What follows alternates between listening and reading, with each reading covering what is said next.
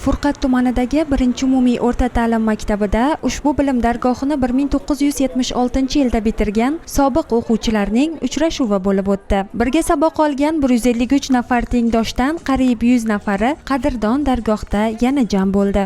Oradan yarim asr vaqt o'tdi, ammo bolalik xotiralari, ilk orzular va sinfdoshlik rishtalari vaqt dovonidan oshib, bugun yana bir nuqtada tutashdi.